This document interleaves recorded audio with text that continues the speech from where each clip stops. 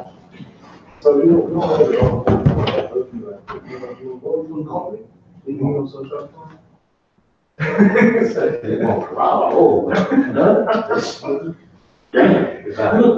we trying to convince them to, you know what I'm saying?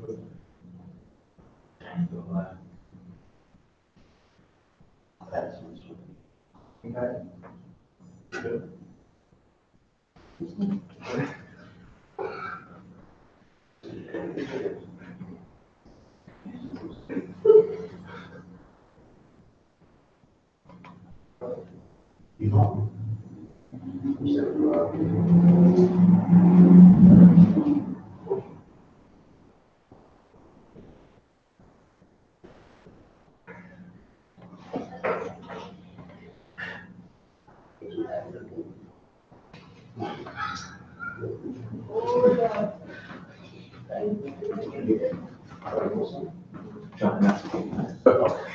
Want something further? Yeah, for after the Okay. sandwich. Like cheeseburger? Yeah. Chicken nuggets? Yeah. Huh? Fries. Fries? Good. I don't think I have Happy Meals. But I have a lot meals.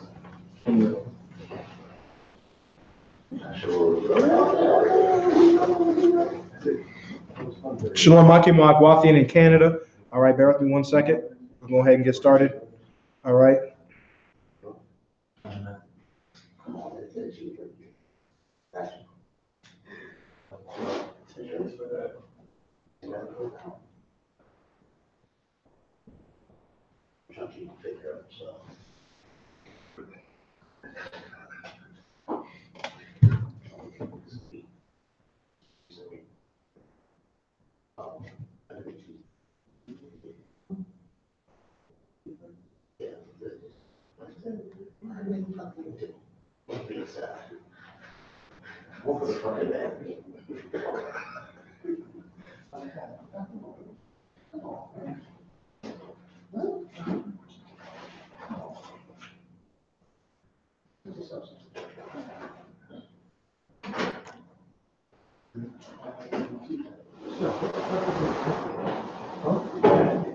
Is that full time?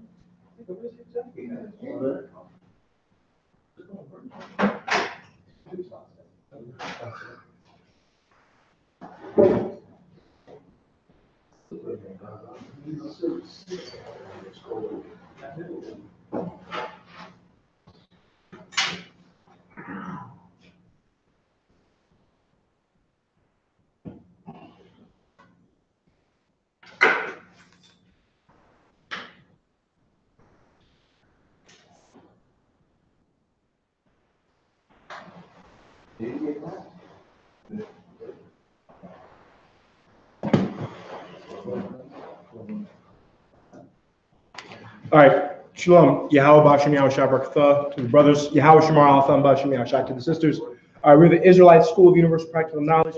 Here coming at you again live and in full effect class. All right. You done heard the news. John McCollum, all right, ambassador to China is fired. All right, John McCollum, an ambassador to China, it was fired. We keep saying this every single week. World War III is boiling, is reaching a climax. You understand? It's reaching its boiling point. All right. You got statements being made by various ambassadors to Canada that were in China. You had the shutdown. Remember that? You had a government shutdown in the United States, which according to the reports, the government shutdown was just ended temporarily in the United States. All right, it was ended temporarily. Okay. You had a United States secret agent arrested in Russia recently. You understand? Caught for espionage and arrested in Russia, in the motherland. All right, in Mother Russia, he was arrested. All right. You had several Russian diplomats kicked out in the United States, if you will. You had several American diplomats in Russia kicked out of Russia. All right, this world is boiling, you understand, into war. Like we keep bringing out, you understand, and as Ezekiel, the 38th chapter, brother, is beautiful. It's coming to life. You understand? The Bible, this book, you think it's a fairy tale. You kept and keep dust in your Canadian Christian church, in your Canadian homes, in the West Indian Islands. Brother, this book is coming to life, and it's alive. All right. Wait for the brother to get in. Give me 1 second. All right. All right, we in here. All right. Troop Radio, go ahead. Go ahead. Salute. Shalom, sir. Yahweh Bashim, Yahweh Shabbarakatah. Yeah, all right, this is Troop Radio coming in strong from Montreal, Quebec. All right, here to for the class. I appreciate it, brother. All right. First, before we start, brother, did you have any questions? Laha, sir. Everything. Tawab. Okay, come. All right, no questions. There are no questions. We're going to go ahead and get started. All right, I'm going to share the screen with you so you can read this article. All right, bear with me 1 second. Answer.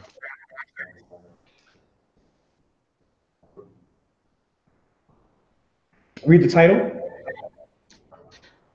John McCallum fired as ambassador to China amid diplomatic crisis. Right, John McCallum was fired as an ambassador to China. Brother, do you know, or did you look into this story at all? I don't know who that is, sir. Come. John McCallum is the Canadian ambassador to China. It's going to get to it later on. That's the devil, you understand, right there. All right. Read this. Canadian ambassador to China, John McCallum, is shown at the Liberal cabinet meeting in Sherbrooke, Quebec, on January 16th. He has since been fired. Right. You're saying he has since been fired. He has since been fired. This is the Canadian ambassador to China. The Canadian ambassador to China has been fired for statements that he made regarding China. Troop Radio, you may have heard about it. This you may haven't. All right. A Moabite, or Chinese woman named Meng Wanzhou. She was arrested. Did you hear about that? Concert. There are other people that have been arrested too. Sir. Say again. I heard that there's a couple other people that have been the Chinese, the Moabite are keeping over there. Right. The Canadians. You're right. Canadians have been arrested over in China. Right. What? Canadians have been arrested over in China. So you had two countries engaging, you understand, right now in diplomatic war. You understand? But it's going to boil over into world war. Troop Radio, can you get me the book of Matthew, chapter 27 and chapter 24 and verse 7? Matthew 24 and 7. Read it when you have it. You understand? This world is breaking down. All right, the so-called white man is going to lose his power seat, man. His power seat is being ripped from him. You understand? The Bible says this in the book of Job, the 18th chapter. So I got it. His 1 second, his strength shall be hunger bitten. We'll get that too. You understand? The so-called white man in Canada, the so-called white man in our land, the land of Israel, the so-called white man in America, his strength is being hunger bitten because of war, because of the so-called white man's desire to wage war into murder. He's going to eat himself alive. He's going to be destroyed from the inside out. And then the one who has Jesus Christ, who's a black man, is going to come in and is going to put them in their place. You understand? Read it when you have it. Sir. The book of Matthew, chapter 24, verse 7. For nation shall rise against nation. Say it again. For nation shall rise against nation. China, that's China and Canada, brother. Nation shall rise against nation. Canada is one nation. China is another nation. The so-called white man, who is the Edomite, according to the Bible, whether he's the white man from the Middle East or Israel, whether he's the so-called white man from Canada, whether he's the so-called white man from the United States, he is an Edomite, according to the Bible. All right, red. You understand? That's what that word Edom means. It means red. He's wasted away. You understand? And he's going against the Moabites, the so-called Chinese, man, woman, and child. Nation shall rise against nation. Read on. And kingdom against kingdom. Kingdom against kingdom. Nation against nation, or race against race. And then you have kingdom against kingdom. You understand? One kingdom being Canada, or nation, country, sovereign nation. Another country known as China going at it. Kingdom against kingdom. Read on. And there shall be famines. There shall be what? And famines. There shall be famines, brother. There's a famine going on right now in Yemen. There's a huge humanitarian crisis where close to 1 million people are in danger of starving. In Yemen, you had a humanitarian crisis years ago with Ethiopia. You understand? Millions of Ethiopians died of starvation years ago. Famines is coming onto the world. Read on. And pestilences. And pestilences. You know what's a major pestilence? STDs. You going to go and have sex with whores like the so-called white man does. The so-called white man, his philosophy of having sex with whores, his philosophy of getting quick pleasure, you understand, of getting a quick fix to every damn thing, of satisfying his lust, you understand, which the so-called white man does everywhere. His desire for that, it dictates his culture. And white culture, so-called white culture in Canada, Caucasian culture in America, in Europe, is whore culture, is slut culture. You understand? They're making a big stink out of it because the so-called white woman wants what the so-called white man has. You understand? But this whole feminist movement to white people is nothing more than a political skit or a political adventure. All right? But nonetheless, back to what the scripture says, pestilence. Pestilence is coming upon the planet Earth, man. More herpes in the planet Earth than McDonald's. You understand? More herpes on, damn near more cases of herpes on the earth than people in Canada. You understand? Millions of new cases of STDs every year. That's a pestilence. That's a disease. That's an epidemic. You understand? Other diseases. All right? Keep reading. And earthquakes. And what? Earthquakes. And earthquakes. Read on. In diverse places. Earthquakes in diverse places. You understand? Shakings and rumblings. An earthquake, a tremor. In diverse places. Read on. And that's it for the 7th verse, sir. Read verse 8. Con, another one, con. All these are the beginning of sorrows. Read it again. Read it again. All these are the beginning of sorrows. All these are the beginning of sorrows, man. All these things are the beginning of sorrows. All right, the death that's coming on to Canada, man. If you're on YouTube, on Facebook, you got a goddamn question, you think you know the Bible more than us, go ahead and type in your question. You understand? Go ahead and get with us. You understand? And get and battle us and get crushed. All right. Like this, share this everywhere. All right. The scripture says this is the beginning of sorrows. Sorrows are coming upon the earth. China, America, Canada, the so-called land of Israel, because the man that's in Israel is not an Israelite. He's an Israeli. He's Jewish. You understand? Not quite a Jew. You understand? But trying to glom onto the things that pertain to the Jews. You understand? There's sorrows coming upon all those people, and sorrow should come. Sorrow should come. You understand? Why do I say that? If you're a man, right? You own a grocery store, Trooper Adiyar, and a man comes into your grocery store, that man steals. Should that man be punished for stealing? Con, sir. He should be punished for stealing, man.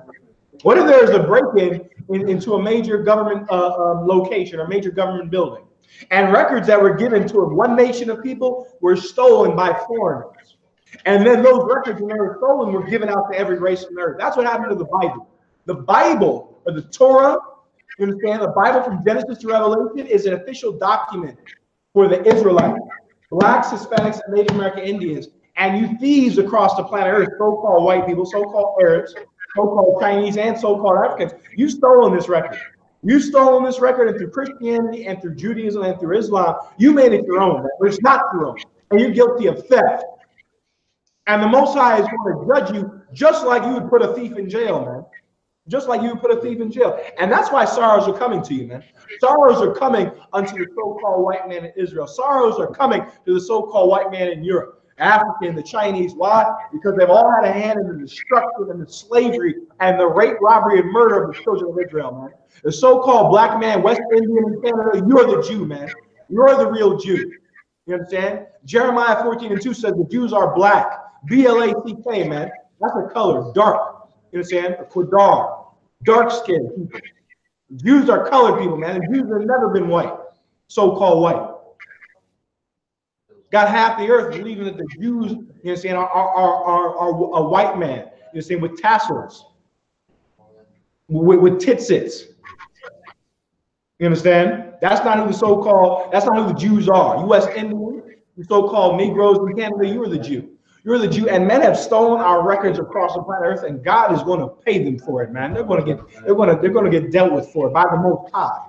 All right, these are the beginning of sorrow. Read on. Verse 9. Then shall they deliver you up to be afflicted. God, then they shall deliver you up to be afflicted. That's it on that. Get me what do I want? Get me, let's get the birth of Moab real quick. Give me Genesis 19 and 37. All right. For those of you just tuning in, shalom. Go ahead and like this class, share this class. We're back on Facebook. We're live and in full effect. This is the Israelite School of Universal Practical Knowledge, the home of the truth in Canada. All right, like this, share this. All right, we're going into the firing of John McCullum, the ambassador. The ambassador to China was fired for the statements he made. All right, we're going to break it down. All right, I'm going to continue reading this article. All right, give me 1 second.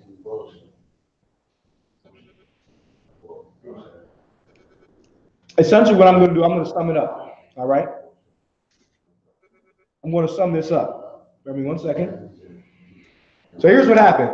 For those of you that don't know, there was a Moabite woman named Meng Wanzhou. She was arrested in Canada. She was arrested in Canada because the United States believes that she broke sanctions with Iran. America has sanctions with Iran that states that many countries can't do business with them. You can't do a certain level of trade. You can't operate in communication services with Iran. You can't aid them there. It is rumored that Meng Wanzhou broke that deal that America had with the planet Earth, which is crazy to me. I like, you know, a nation is powerful when they tell other countries who they can and can't talk to. like America, the so-called white man, he has so much power that he can tell countries who they report to, who they talk to. You understand? But nonetheless, Meng Wanzhou and the Huawei telecommunications company in Canada was rumored to have broken sanctions with Iran. Because of that, America put in a request for her extradition, meaning her arrest in Canada and her being brought to America for trial. John McCullum said, if the Canadian government brings her to the United States, it will be a tragic mistake. It would be a tragic mistake. It would prove costly for Canada. It is going to prove costly for Canada, man. It is going to prove costly for Canada because it's going to lead into war, man. It's going to push China and it's going to push North Korea to war. All right, that's the scripture I want to get to. Moab Shahar from Moab. Let's get the origin of the so-called Chinese real quick while we're on it. Read. The book of Genesis, chapter 19, verse 37. Go ahead. And the firstborn bare a son, and called his name Moab. Called his name what? Moab. Yeah, the firstborn birthed a son and called his name Moab. Keep reading. Name is the father of the Moabite unto this day. Keep going. And the younger, she also bare a son and called his name Ben-Ammi. Ben-Ammi. All right, that's his name. God. The same is the father of the children of Ammon unto this day. Right, so you have the children. You're the children of the Moabites and the children of the Ammonites. The Moabites are the so-called Chinese. How do we know that? Lot had sex with his daughters to produce these two children. If you know about genetics, when people of close relation, when they have a child, that child typically has some developmental issues, being autism or Down syndrome. You understand? What's one of the symptoms of Down syndrome? Wide folded eye. You ever seen these ADR? Wide folded eye and epicanthal folds, which means that this part of the eye is damn near fold. Excuse me, the top part. The top part of the eye is folded. You understand? Very, very flat eyelids. What's another thing that people with Down syndrome do? They have the ability to work out or to carry out repeated tasks, you understand, efficiently. Why are there so many smoke shops in Asia? Because they can handle that type of work. You understand? And people with Down syndrome tend to be able to do repetitive things very easily. You understand? And tons of other things. Another symptom of autism, or potential symptom of autism, is a predisposure to violence. Trooper Audio, if you know anything about the history, and brothers and sisters online, the Japanese especially, but also the Chinese, they're particularly murderous. They're particularly murderous, and they do not get credit for how violent they can be, especially the Japanese. The Japanese and the Chinese are extremely violent races of people. If you look up the rape of Nanjing, brother, in China, the Japanese went through a town in China called Nanking, and would race to see who could kill 1,000 Chinese people first. That's the so-called Japanese man before the atom bomb. Before the atom bomb, he was his natural self, which is a wild, murderous, Down syndrome race of people. And as a race, they have Down syndrome. It was called the Mongoloid idiocy. You can go ahead and look that over. Mongoloidism. Mongoloidism was coined by a white man who honestly looked at the Chinese and Japanese and said, these people have the characteristics of the race of the people with Down syndrome. That's the people of Meng Wanzhou. The people of Meng Wanzhou are not Chinese, they are Moabite. All right, and it's important to understand these things. Why? You blacks, Hispanics, and Native American Indians, you need to know your identity. You need to know that you come from the Israelites. You understand? That's who the people of Meng Wanzhou are. John McCullum said, if you extradite this woman to America, you're going to produce huge problems. Huge problems, all right? And we're going to show you what those problems are. All right, so Moab is so-called Chinese. Trooper Audio, give me Isaiah 16:7. Con, con.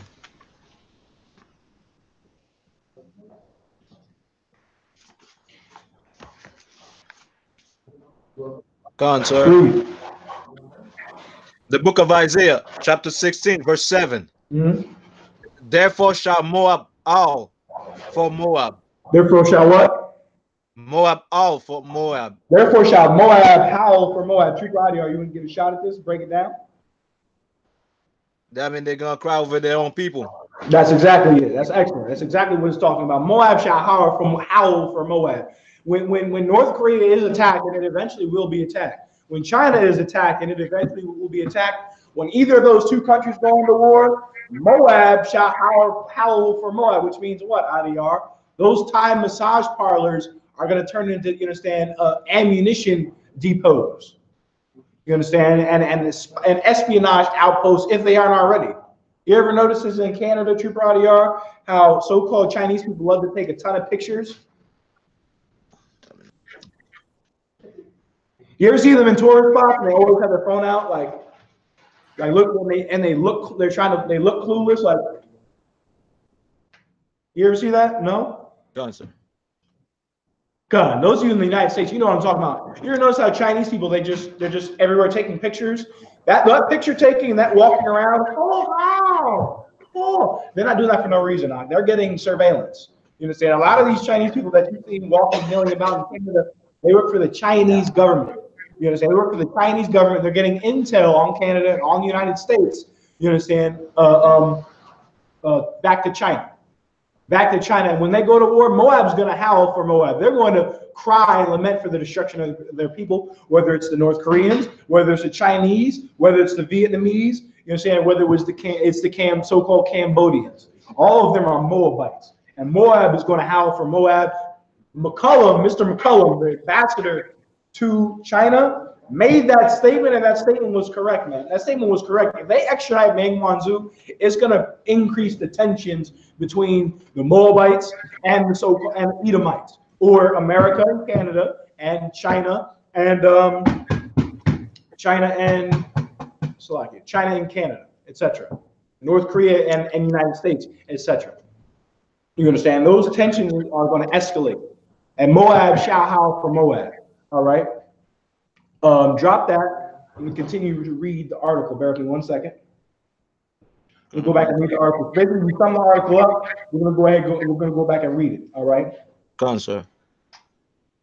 So McCullum says dropping the Meng expedition would be great for Canada. It would be great for Canada. Here's another thing too.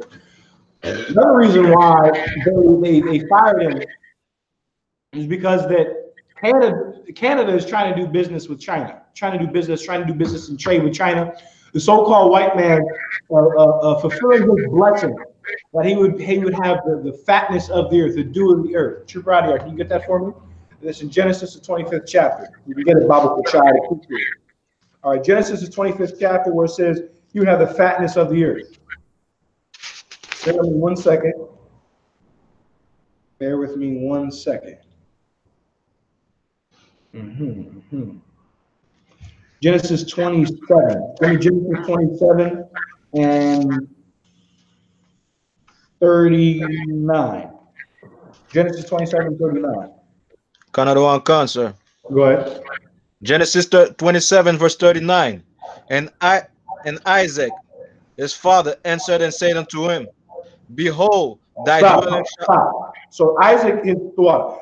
And Isaac his father answered and said unto him. Isaac his father answered and said unto Esau. Esau is the father of the so-called white man. All right. And Isaac answered him. Answered him why? Because Esau was crying to Isaac, saying, Dad, don't you have something for me? Which is a so-called white man. So-called rednecks in Canada. You understand? That's you. You're a demonic race of people, and you're a people that cannot take defeat. True brother, you know why those school shootings are going on in America? Why are many of these school shootings going on? Do you know? I didn't hear that clip. Many of the you've heard of the school shootings in the United States, right? Do they talk about it in Canada? Concert. Right. Do you know why many of these school shootings are going on? Because they like self-esteem, they like strength, we could say. No, they don't. No, that's not why. That's you know why. You know why? You heard of the Santa Fe shooting, right, in Texas? Go on, sir. Why did that white man? Why did that Caucasian? Why did he go in and shoot all those kids? Why did he murder him? What was the reason he gave? You know? Nah, sir. God, he went into a school with a 12-gauge pump action shotgun with shells, fully loaded, handguns, and bombs because a woman denied him at school. He had a woman. I think they broke up, or he tried to ask her out, and she told him no. A woman told him no, and he went to that school and got some killing. You understand? If you tell a white boy no in school, he's going to walk into the school with a 12-gauge pump action shotgun and go to work. You understand? Eric Harris, you heard the Columbine school shooting, right? Sir. You know why they said they shot up the school? Sir. Because nobody liked us. Nobody likes me. I'm such a loner. The white man, when he becomes a loner, he goes and kills people.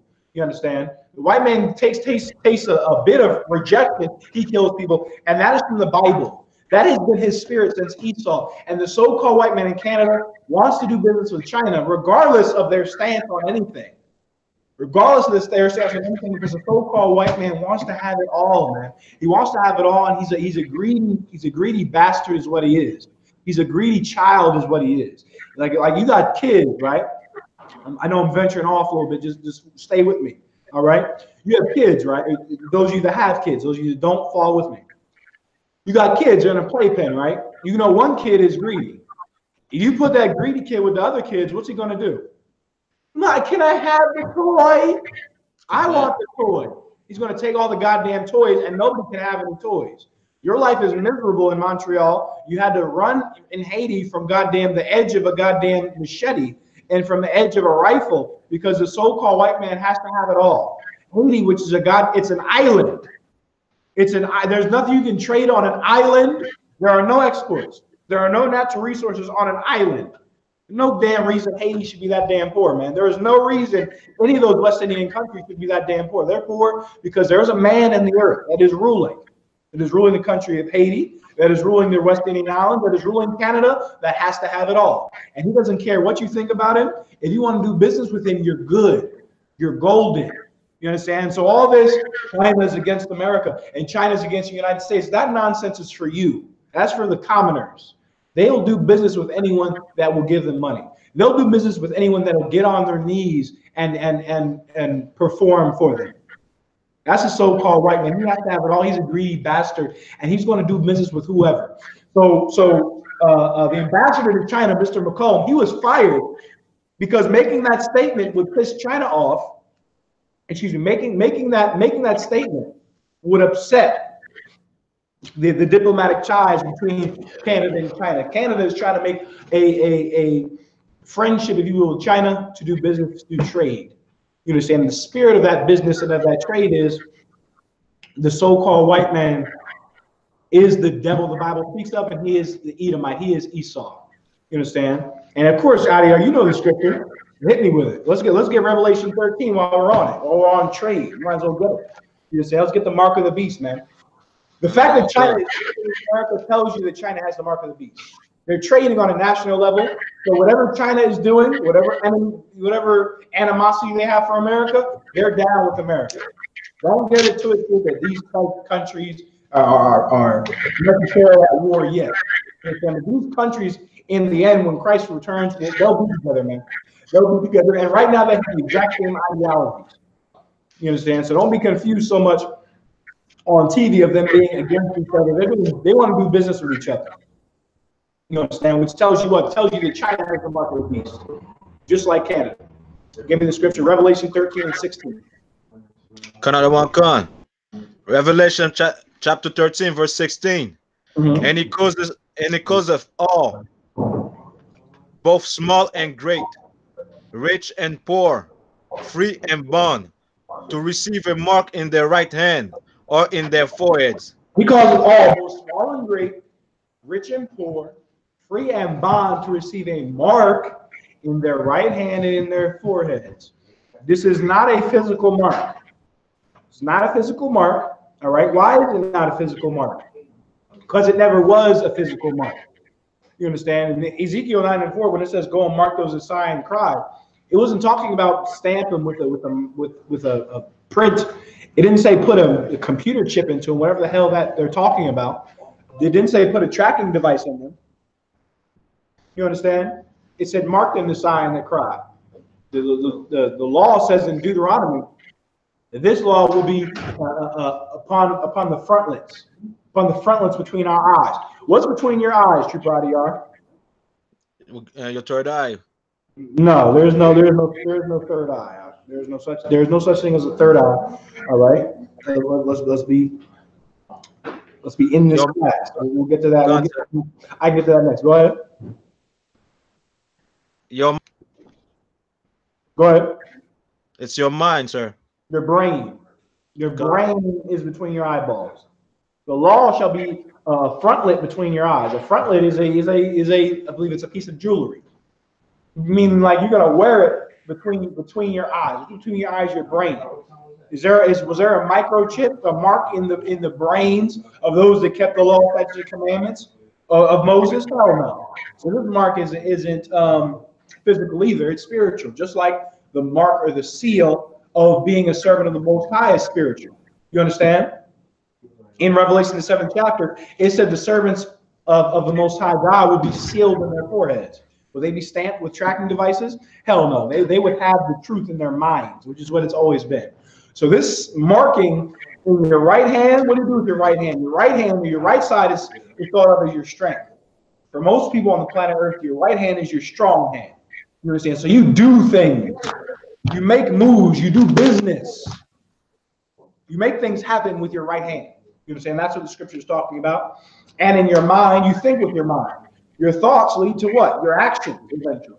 You understand? You think of, I'm going to go to the fridge and make a sandwich. You go ahead and slap everything down. You make a sandwich. You think to go up and get up and go to work, get up and brush your teeth, and you go and make it happen. What this scripture is saying is, here, the so-called white man, the beast, would set a mark upon the right hand and the forehead of all. Small and poor, rich and free, free and bond, or what have you. This is talking about nations or countries. And we're going to prove it. Keep reading. And to receive a mark in their hand, right hand, or in their forehead. Okay, that's a mark. Verse 17. And that no man might buy or sell. No man might what? Buy or sell. Trooper Audio, you know what buying and selling is? La, sir. Okay. Look up the definition of commerce. Ready 1 second.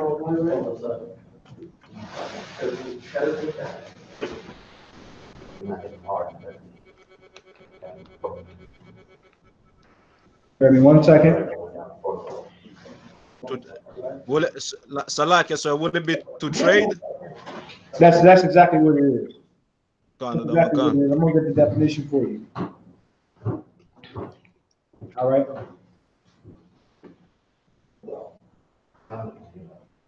So this is from the trade commerce. All right, trade and commerce. The definition in trade and commerce. Buying and selling in the Bible is not you going to the store and buying a hoagie. That is, what is that called? I mouthed it. I said buying and selling is not you going to the store and buying chips or buying groceries. What is that, Adiyar? That's an exchange. That's part of commerce, we could say. No, it's not commerce. Black people in Canada, I'll sum up for you. Black people in Canada, you don't do commerce. You do not buy and sell, ever. You've never bought or sold ever in your life. You understand? What is buying and selling? What's different what buying and selling is? When you go and buy a hoagie at the store, what are you doing? You are consuming. You've ever heard of that? Consumers. They talk about consumers. Consumers are a heavy part of society because most of you are consumers. You don't do buying and selling.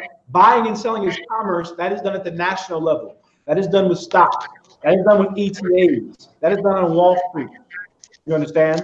That's done with trade, like you said. So trade and commerce, so the buying and selling of goods and services is called trade. That they might not buy and sell. In Revelation, the 13th chapter, the 16th verse is talking about trade by definition. The practice of buying and selling goods or services is called trade. Who does trade?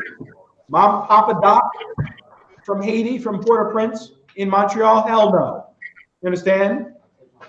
Brother from the West Indian Island in co-op homes? Hell no. You consume. You buy things to survive. You understand? Nations buy and sell. They do trade, and you cannot buy and sell. In this modern age, you cannot do business on a worldwide level unless you have the mark of the beast. Now, is China, are they all marked with computer chips? The president of the United States, is he have to be marked with chips? Do you think Warren Buffett sits down and gets a chip put on it? Because so he can buy and sell? Hell no. He gets a chip put on him. He buys and sells because he is a part of the beast. He's a part of this system. You understand? Which is run by the so-called Europeans, run by the Caucasians. In order to buy and sell, to be trade on the planet Earth at a worldwide scale, you must get down with the policies of the beast. You understand? China is down with the policies of America, man. China is down with the policies of Canada. How you know that? Because they're doing trade. You know who's not down? North Korea. They're not down. Cuba, and big up to those brothers in Cuba, man, for holding up strong. Manessa the Bull. You know, they weren't going to have a Christian church in Cuba. You see, they just recently opened up more Christian churches, where many of the Christian in one of the Christian churches in Cuba, they had a LGBT pastor. You understand? LGBT pastor. Before a short time ago in Cuba, people with AIDS were in their own community. They built gated communities for people with AIDS, and they would not let them interact with the normal population. You understand? But in order to trade, in order for Cuba to have that ban lifted, they had to let people with AIDS run around and pack fudge.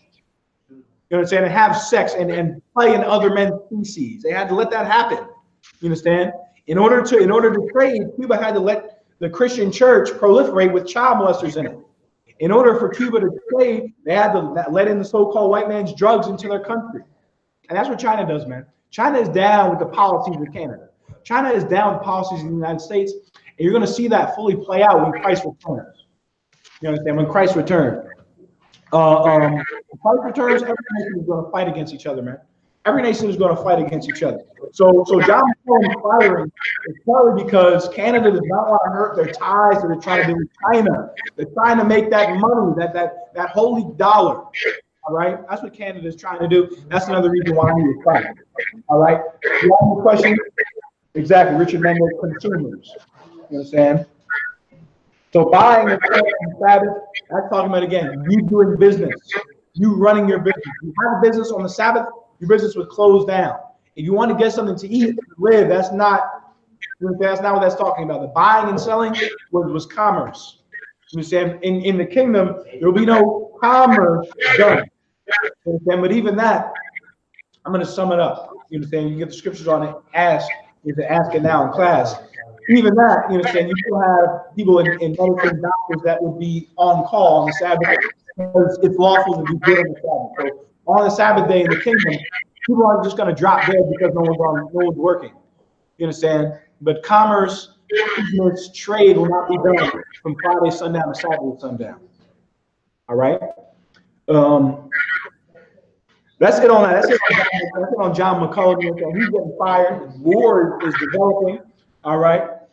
I'm going to get to a topic that my brother had wanted to break down, had wanted broken down. Trooper Adiar, if you could, get me Ecclesiasticus 6 and 6. All right. We're going to be going into Ecclesiasticus, the 6th chapter.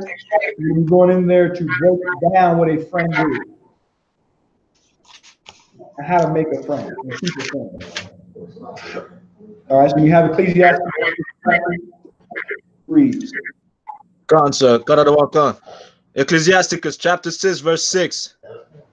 Be in peace with many, nevertheless, have but one counselor of 1,000. Say it again. Be in peace with many,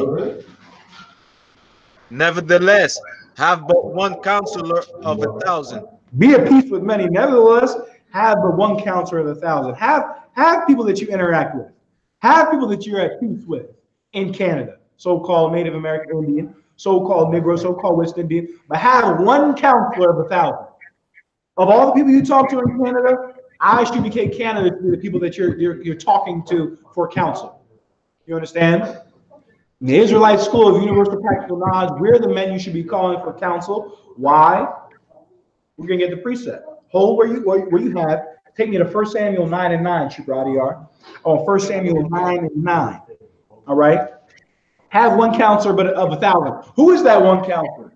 Is it your mom? Is it your friends? Is it your brothers, your sisters, not boyfriend, your woman? That's a ton of your counselors, brothers in Canada. Your woman. Who is your counselor? You understand? Who is the man you should call? You understand? And get counsel from, advice, if you will. We're going to find out. Whose mouth did you seek from? Read. 1 Samuel chapter 9, verse 9. Before time in Israel, when a man went to inquire of God, thus he spake, Come, let us go to the seer, for he that is now called a prophet, for before time called a seer. Called a seer. You wanted to inquire about God, you went to a seer. You need help in life, with the scriptures, with advice, with counsel, you call a seer. Prophets of God and the seers are in the Israelite School of Universal Practical Knowledge, and the seers are nowhere else. The seers are absolutely nowhere else. You understand? So that one counselor of 1,000, it is the seer, man. It is the seer. All right? Or the prophet. Go back to Ecclesiastes chapter 6 and verse 6. Be in peace with many, nevertheless, have but one counselor of 1,000. Have one counselor of 1,000. Read on. If thou wouldest get a friend, prove him first, and be not prove him first. If thou wouldest get a friend, if you would get a friend, prove him first. You got to prove, you understand, a friend. You got to prove a friend, man. A friend, a companion. That's why in the Israelite School of Universal Practical Knowledge, we have a 90-day trooper program where you put on all black. Maybe people don't understand why we do that. We're doing that to see who our friend can be, who our companions can be. And we are proving our friends by doing that. You understand? Proving them. The scripture says, prove a friend. And just like you brothers and sisters, you had to do your 90 days, you to get in all black. You should do that in your personal life, man. You brothers that want to get another rig, you should prove them first. Prove them first. Are they in the truth? Are they in the ISUBK? Are they someone that is compatible for you? You would prove them first. You would ask for counsel on it. That's the same thing for getting a friend. You get a friend, prove him first, man. Prove him first. Don't have your friend be somebody that you got high with.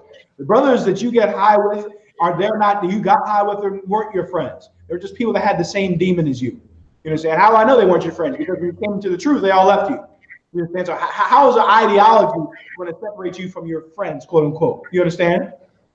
If your friend is supposed to stick with you through thick and thin, your friends, your so-called friends, don't stick with you through thick and thin, because in the world you do not have any friends. None of them were your friends. There are people you got high with, there are people you had sex with, and there are people that you fought with. You understand? And robbed people with. That was it. That was all they were. You understand? And now, what is get a friend? You prove them first. You got to prove a friend, man. You got to prove a friend in the scripture that says you got to know them and then labor among them. You got to get to know these brothers, man. You got to be around us so we can prove you, and so that you can prove us. You understand? Read. Another one, con. And be not hasty to credit them. Be not hasty to credit them. Black people, and this is heavy. This is a heavy scripture. You know, the Bible is for black people. Black people, if you're famous, it doesn't matter whether you molest kids, whether you urinate on little girls, or what you do, whether you're impersonating a drug dealer, but you weren't really a drug dealer. It doesn't matter what you do. As long as you're rich, you'll get the credit. True audio in the United States, right? You heard of R. Kelly, right? They brought him up on the charges of pedophilia and all this other stuff. Another one, con. Right? So this brother is allegedly urinating on women, having sex with underage girls left, right, and center. You understand? And guess what? The first thing that's crazy is, okay, the parents of those girls, they were in on it. All of them were in on it. And the girls were in on it. Like he wasn't training these girls to the basement and raping them. You understand? Like he had those girls, he would take them out, fly them on planes, you know what I mean, and have sex with them. And have sex with them, and these girls would give it up. You understand? Why? Because they're to credit him. He's R. Kelly. Whoa, he's R. Kelly. This is Tory Lanez. This is Drake. You know, I can separate the music from R. Kelly. That's what they said too. Kanye West came out and said, so now they want to get rid of it. Now they want to tarnish Michael Jackson's reputation. Michael Jackson was that child molester that had sex with little boys in his bed. Michael Jackson would sleep with little boys, you understand, in his bed, and he would tickle them, you understand. But he wasn't a child molester. He just liked to lay in bed with little boys. That makes a lot of damn sense. The black community, brother, it was damn near unanimous. Michael Jackson, he didn't do it. He didn't molest those kids. You know, he just likes to lie down with kids. I can separate Michael Jackson from his music. These are a ton of things that black people will say. Another thing they'll say, I'm not going to throw a black man under the bus when he's a damn child molester, man. They're hasty to give credit, you understand, to people. Anybody that comes up, anybody with money in Canada, you're hasty to credit. Any dope dealer in Montreal, you're hasty to credit. Don't be hasty to credit him. Don't be hasty to credit a man, you understand, that you just met. Read that scripture again. Another one, con. If thou wouldest get a friend, prove him first, right, and be not hasty to credit him. Right, prove him first, and be not hasty to credit him, man. Be not hasty, but prove him. Prove him. And that's the trooper program in the ISUBK. That's why you put on all black. That's why you get in these classes for 90 days, man, so we can prove you. And we're not hasty to give you credit. Oh, he's in the truth. Oh, he's this, he's that. When you know, you could have just been in a fad. Could have been an Israelite. Oh, I like this, and then you leave it. You understand? You got to prove a friend. Don't be hasty to give him credit. Read on. Another one, con. For some men is a friend for his own occasion. Oh, huh? For some men is a friend for his own occasion. Some man is a friend for his own occasion. All right, brothers and sisters, if you can hear and see, press 1. If you can hear and see, press 1. All right, some man he's a friend. He's a friend for his own occasion. Trooper audio. You know what this is talking about? Con, so you just explained it. Like they could be in the truth, or they could like you could be smoking with them, and after that they leave you just for taking advantage. We could say. Exactly. Your friends are with you. You know what I'm saying? The people in your life are with you because you got high with them, because you smoked cigarettes with them, because you got high, you know, toured the surf the internet for every nut and nonsensical philosophy in Canada. And that's how you all knew each other. You knew each other because of that thing. You understand? But it wasn't a friendship. It wasn't based on anything that's stable. They weren't proven. You understand? And some people are friends for what they can get. Many of the people that you have in the world were friends because they could get something out of you. Well, here in the Israelite School of Universal Practical Knowledge, we don't get anything out of you calling us every week. We don't get anything out of, okay, you calling us or us calling you or us spending our money to go over to you. You understand? Going up there to teach classes. We don't get anything out of that. You understand? We come up there to see you, brothers and sisters. We come up there, we're going to continue to come up there to spread the truth, man. To spread the truth and to give glory to the Most High power. You understand? And Yahushua, to give them glory. We don't come up to glory for our own. This isn't. I didn't write this Bible. Brothers and sisters in the class, in the ISUPK, brothers in the ISUPK Canada, we didn't write this Bible. We're going to go all throughout Canada to wake you up, man. To wake you up, and it's not for us, but it's for you, man. It's for you. The scripture says this: "He that is the greatest among you shall be your greatest servant," man. What does a servant do? The servant doesn't do things that are for his own. A servant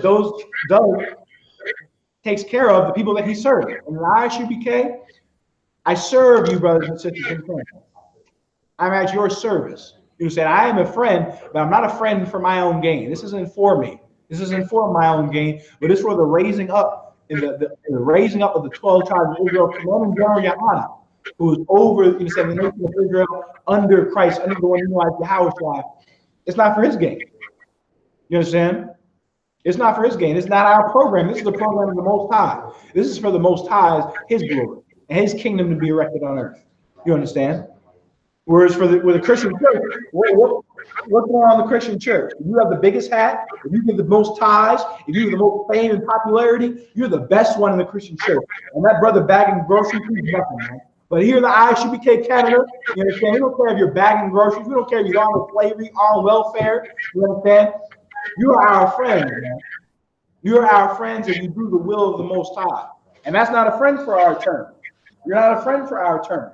You understand? From the Israelite that's bagging groceries, that's coming up, running all the way from Haiti up through Mexico to Canada, to the Israelite that's on top in Canada. High-ranking positions, man. We're for all of you, man. We're not a friend for our own term. That's the ISUPK, man. Read on.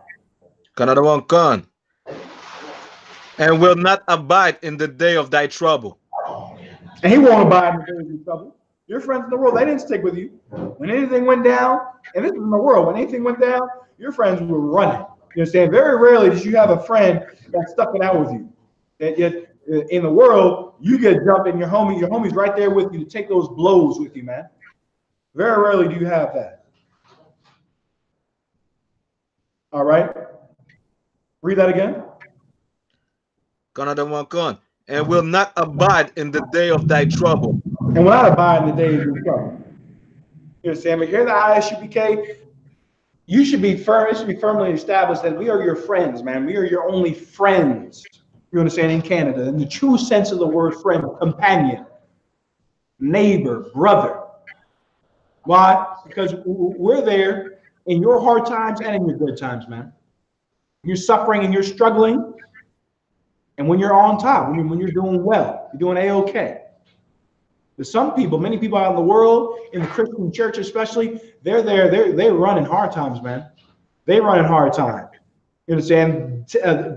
A ridiculous amount of money has been put into the Black Christian church in the United States. And there are Black people that are born without electricity,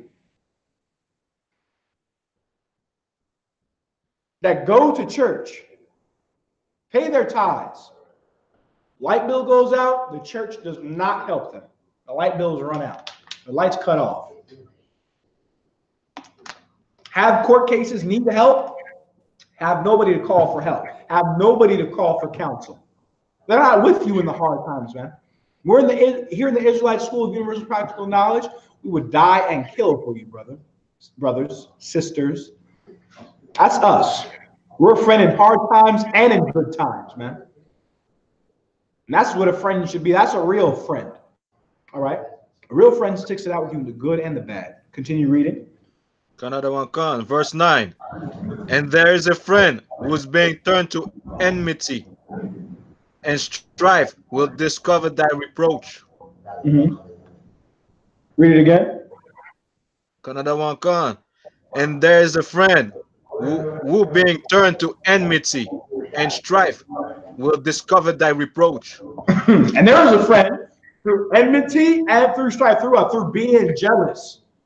This especially happens over sisters, with sisters in the world. They'll be upset, they'll be angry. One sister will go and reveal secrets. Jean Jacquet, Miss Jacquet cheated on you. She go and tell everybody about that. Go and spread rumors and gossip because of enmity and strife, man. And that happens a ton of times in the Black, Hispanic, and Native American Indian community. Countless fights have been fought in the so-called Black community by friends, man. By people that were friends because of strife and enmity. What happens? Read it again. Another one come. And there is a friend who being turned to enmity and strife will discover thy reproach. Because of enmity and strife will be cover thy reproach. Thy reproach. The things that make you not necessarily not you, but the things that that happen, but things that happened that were in the past, your secrets, if you will, if I could put a word on it. The things that were private, that's a better word. They'll reveal your privacy, and they'll gossip about you. That's not a friend. And everyone in the world did that to you, brothers and sisters. And those people are not your friends. You understand? We're going into what a true friend is. All right, the Waterford, type it in 1. All right, Shalom Yahweh Shemar Al by Shemar Shai says, Kawapa in the chat in Facebook. Israeli Special Forces, leave Canada out of this and be grateful you can wear shoes, little African man. Well, Black man, I'm going to ignore that. In any event, all right, we're going to go ahead and continue reading. Verse 10. And again, some friend is a companion at the table, and will not continue in the day of their affliction. Right, he's a friend at the table. Brothers in the world, you understand, selling drugs. They got their homies, their crew. When they lose out, when the feds come raiding, this goes for all of you. The cops come, your friends is running. So-called friend, taking off. When trouble comes, the day of affliction, they take off, man. In the day when you need help the most, they're taking off. They're taking off. There's a friend that's a friend at the table. What's given at the table? Food. Substance. When you have substance, when you have something, there are some people that'll be at the table with you, man. When that food dries up in the drought, in the winter, they're gone. They're gone. And this person is not a friend. But again, in the ISUPK, we're with you in the day of affliction, man. We're with you in the day of affliction, the good days and the bad days. That's why we said, and that's why we keep hammering on this counseling department that we have, which is so important in this. On your lowest times, where in many other cases you would have done something tragic to yourself or to someone else, you can pick up the phone. There are events that could have happened in your life recently in the truth that were avoided because you called for counsel, or because you hearkened unto these classes, or you hearkened unto the counsel that was given to you by a priest and prophet in the ISBK. It happened. That did happen. We're the friend that's with you in the day of affliction. Brothers and sisters, you understand, that are married in the ISUPK. That marriage is beautiful, man. That marriage is perfect. Why? Because here in the Israelite School of Universal Practical Knowledge, we teach that a man is not to leave his woman except to be for fornication, man. So whatever the hell else happened, you understand, when you lay down with that woman, you down for whatever. Like the Budweiser commercial. You're more down than the Budweiser commercial, down for whatever. Ready for whatever, man. There's going to be affliction that's going to come, but a true friend will stick through that. And a husband and a wife even more. You understand? Because you're even more intimate than you could ever be with a friend. You understand? But this person here, he's not your friend. Person that'll stay with you when you're rich. And that's another thing. We can hammer this in many different ways, man. Black and Hispanic marriages in Canada breaking up over what? Finances? You're black. Like you are from Haiti. You're from literally one of the poorest countries on the planet Earth. You break up because of money. You never had money. You never knew what money was. The hell are you talking about? You breaking up a Haitian marriage, breaking up over money? That is goddamn. That is like pigs flying. That is absolutely insane. West Indian marriage is breaking up over what? Money? You don't have money. You're black. You're from Haiti, where they're eating mud cakes, taking sediment and making it into cookies. You're gonna break up. You're gonna come to Canada and break up over money. You're weak. You're weak. You understand? And here in the ISUPK, we are your friends, man. We breed strength in you, man. We breed strength in you. Don't break up a marriage over money. You understand? Don't be a friend. Don't be a husband or wife at the table. Go and marry some brother because he's got money, because he's on the come up, and then not be with him when he's hurt. That's not what you're supposed to do, man. Like these scriptures, man, will fix black and Hispanic marriages. I want you to feel that, man. Feel how important that is. How many families were broken up because there was a man, because there was a woman that was there at the table, man. At the table, and in the day of affliction, they go and run off. They go and run off. Don't do that, man. Don't run off in the day of affliction. Don't run off in the day of affliction. This applies to husband and wife and a friend. And we're taught that I should be able to kill and die for the people that are in this school, man.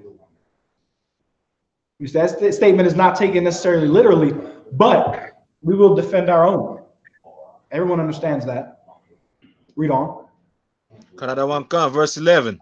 But in thy prosperity, it will be as thyself, and will be bold over thy servants. Yeah, it'll be like, yo, what's up, big homie? Yeah, man, I was with you on the come up. Yeah, what's up, Drake? What's up, man? Yo, we running through the six with our woes, man. What's good? Shar over there hating, man. I'm just playing. No, man, but it was us, dude. We were running through the six, man. We the six gang in Toronto. Whatever you brothers, so-called Haitian brothers say in French. Yo, what's up, man? What's up, Jean? What's up, Garçon? Whatever. You know what I mean? They were doing prosperity, man. Move over, man. Move over. Don't you see? Yo, this big homie right here. You know what I mean? This is my friend, man. This is that dude. All right? He's here. He's with me. It's gonna be bold over your servant in the day of prosperity. But read on. Another one come, verse 12. If that be brought low, it will be against thee, and will hide himself from thy face. So when your rent's due, you go low on that rent. That money dries up. You married to a man with money. His money dries up. He comes into the Israelite School of Universal Practical Knowledge. He falls on hard time, which is going to happen in a marriage. I don't understand. You married, break up over money. So you're going to have financial stability your entire life. No, you're not, dummy. Don't break up a marriage over finances. That's so idiotic, man. That's so idiotic. If that be brought low, he'll be against you, man. He didn't provide for his kids. He doesn't provide for his kids. So now you're going to put him on child support because he can't afford stuff for the kids. Does that make any sense, True Bradiar? Because a man could not provide for his kids, you're going to put him on a system that makes him pay money. You're against him. You understand? You're against him. Don't do that. And friends, when you're brought low, they were against you, man, in the world.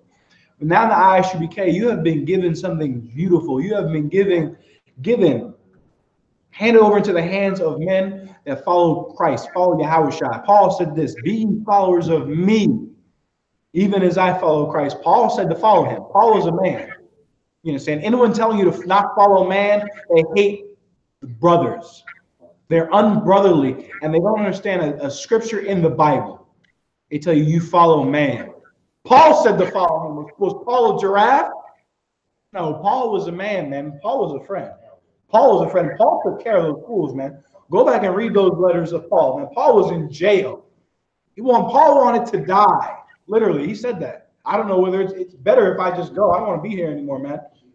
Paul was stoned and had to play dead, or else he would have been murdered by the Pharisees, man. Was knocked unconscious by stones. He was stoned. They had to wheel him out of the city in a damn bucket. That's what Paul went through to the people in school, and that's what we'll go through, man. And that's what we'll go through, and the travels he'll make, we'll make. You know what I'm saying? We've done what we're going to continue to do for you, brothers and sisters, to be awoken to the truth, brought into the truth. And for your companions, other Blacks, Hispanics, Native Indians throughout Canada, to also be brought in the truth. You understand? And we're not, if you're brought low, we're for you, man. Why? Because we're all low. You understand? If thou be brought low, he will be against thee. That's what the scripture says. Read on. Verse 13. Separate thyself from thy enemies. Say again. Separate thyself from thine enemies. Whoa. Separate thyself from who? Thy enemies. Thy enemies, man. Black man, Hispanic man, Native Indian man, Justin Trudeau is the man in Canada that says it's okay for you to eat pork is your enemy because God told you not to eat pork. Black man, Hispanic man, Native Indian man in Canada, the man that says it's okay for you to go and get a erotic massage, whatever in the hell that is, an erotic massage in Montreal, the man that says that is your enemy. Black man, Hispanic man, Native Indian man, the man that says, well, weed is legal in Canada. Everybody, Bob Marley concert. Let's get together and feel all right. The man that says that, he's your enemy, man. Who says it?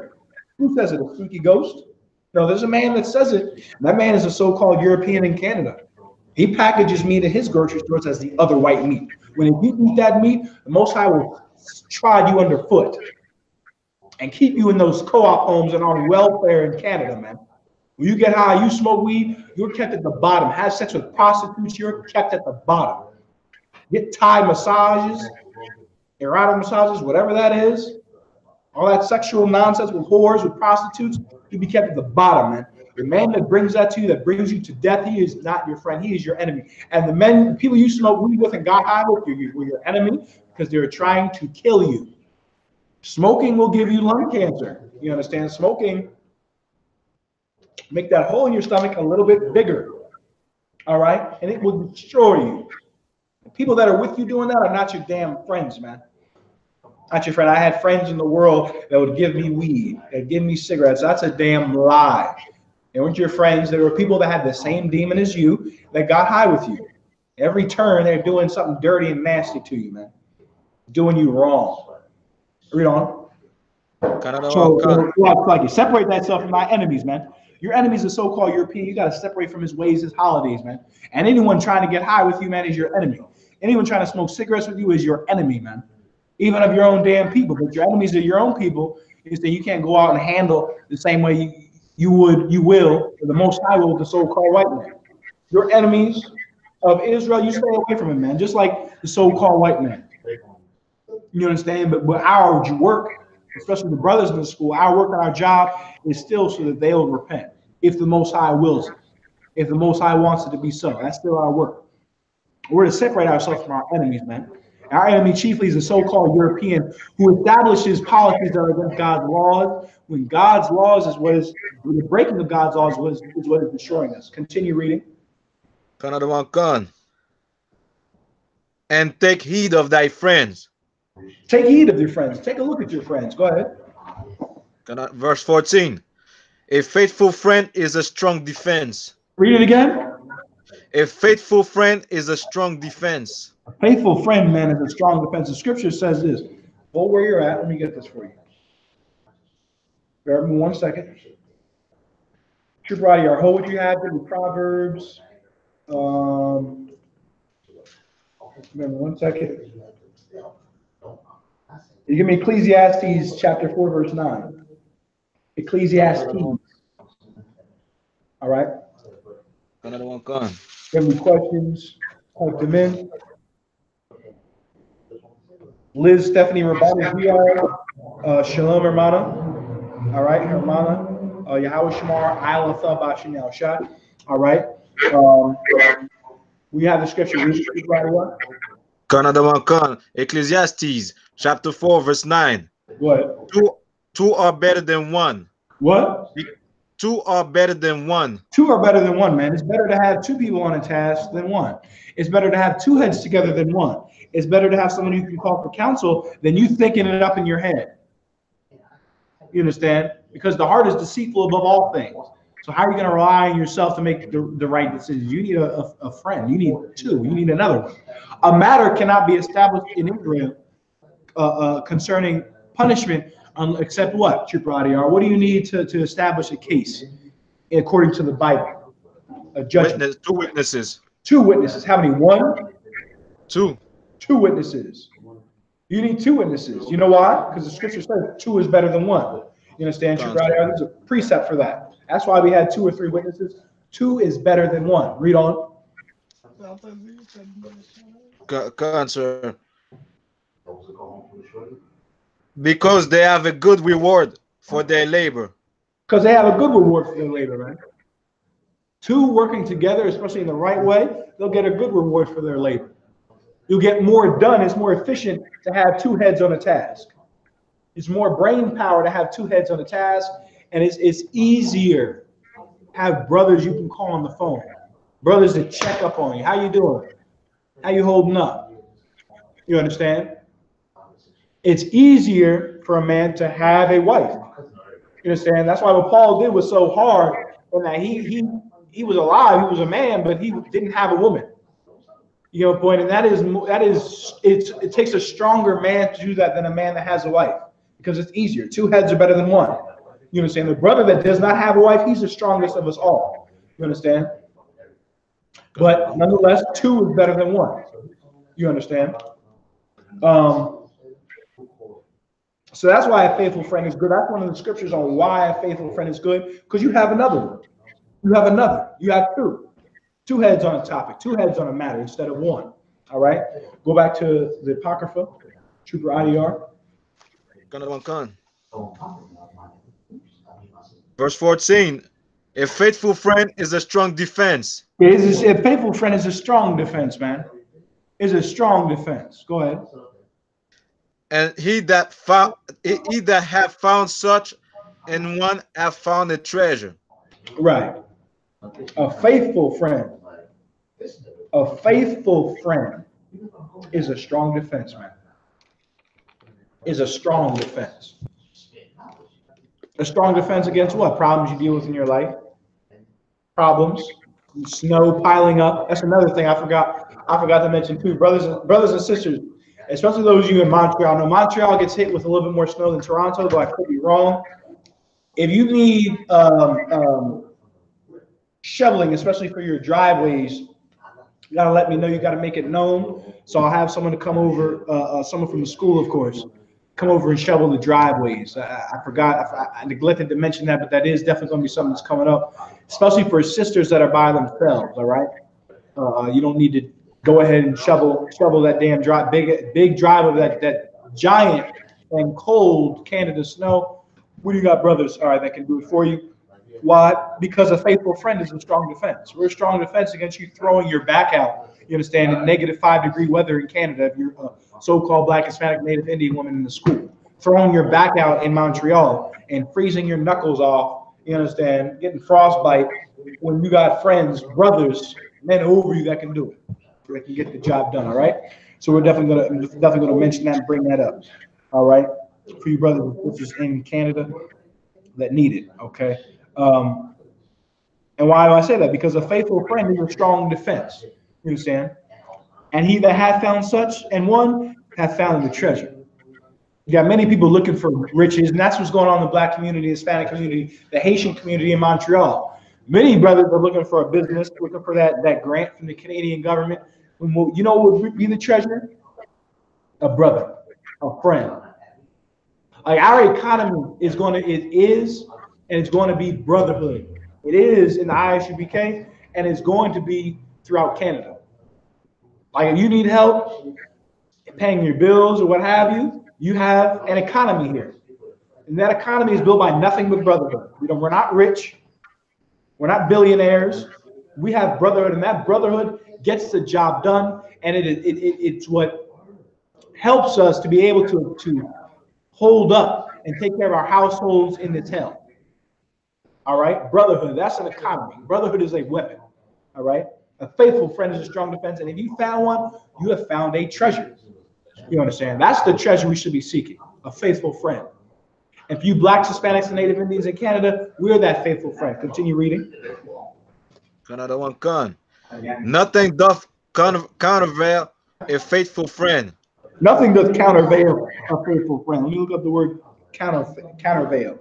Keep reading. Another one, con. And his excellency is invaluable. His excellency is invaluable. Countervail. Countervail is a verb. Offset the effect of something by countering it with something of equal force. Meaning, there is nothing that equals a friend.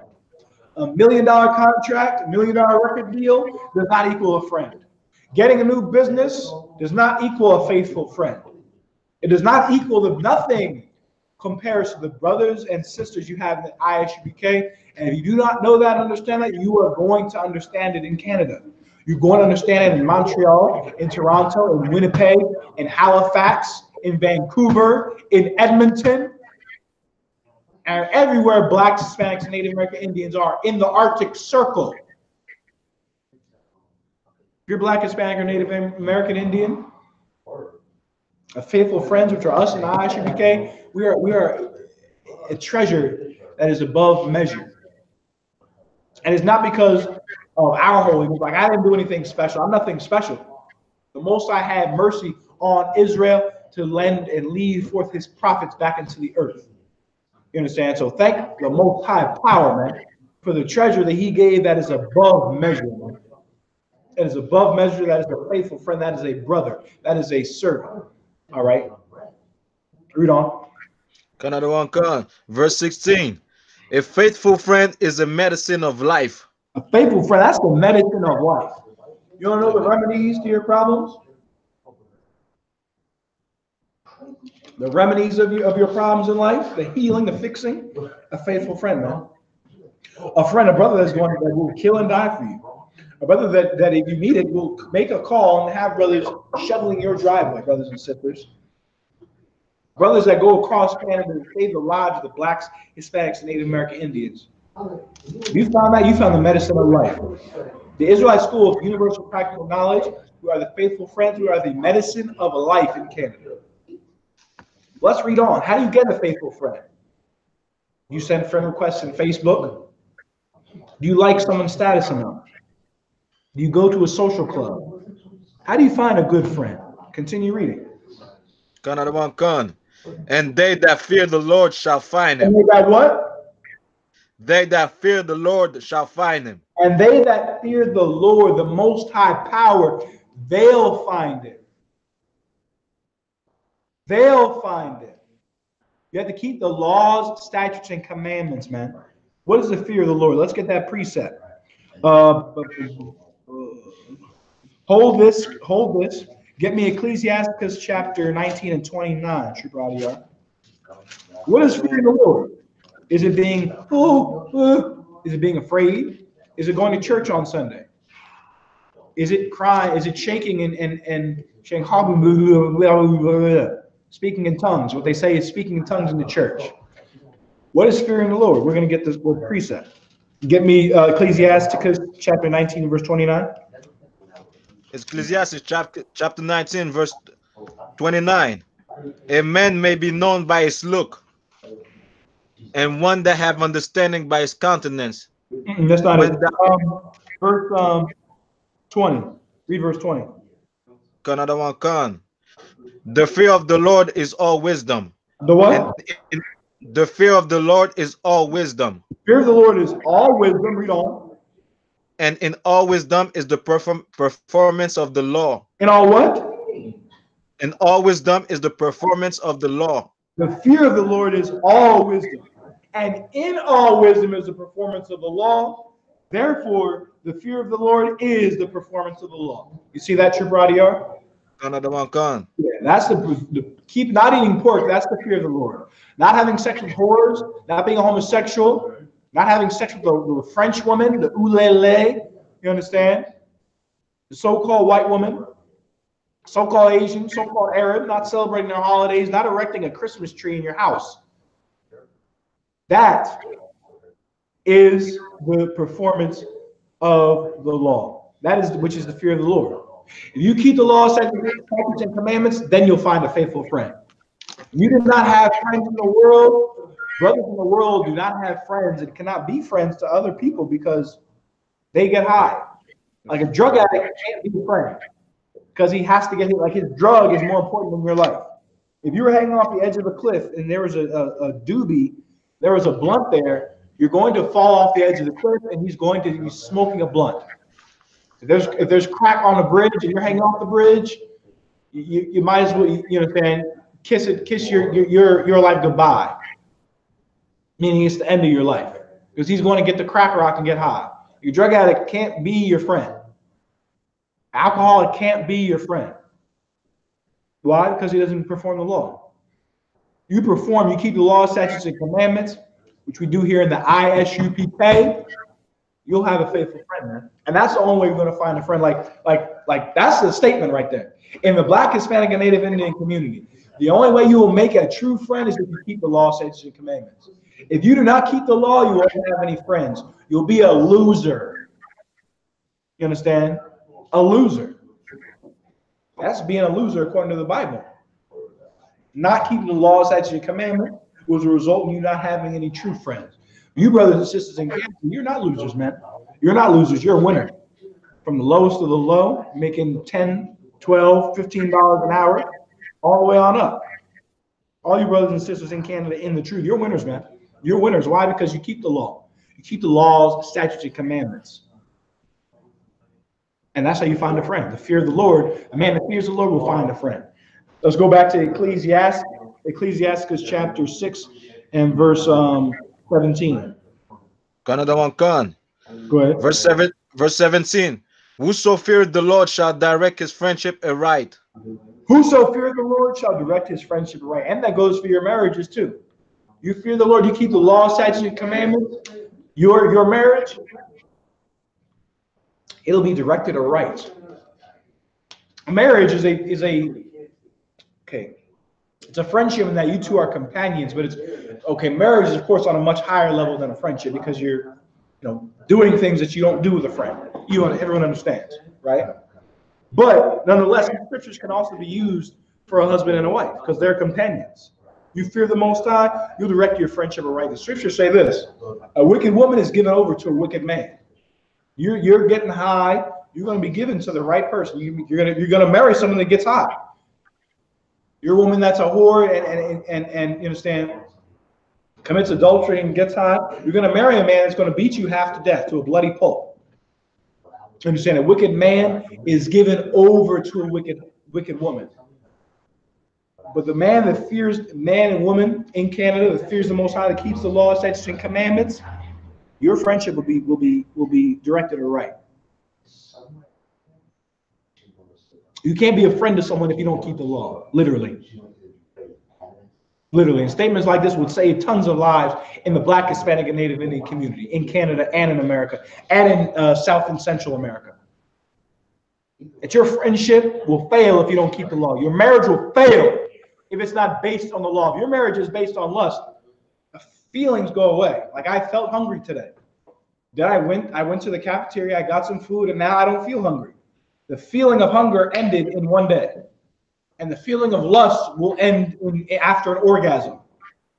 You understand? So if your marriage is based on that, it's not going to last, brother. But if your marriage is rooted in here, in the ISUBK, in the laws, statutes, and commandments, it's not going to fail. It's going to be directed aright. Why? Because you're never going to leave each other. You can't. Through the thick and through the thin, through the hard times and through the glad times. They say in the so-called white man's church, what do they say in marriages? Till death do us part. They're saying that to two people that are going to get divorced.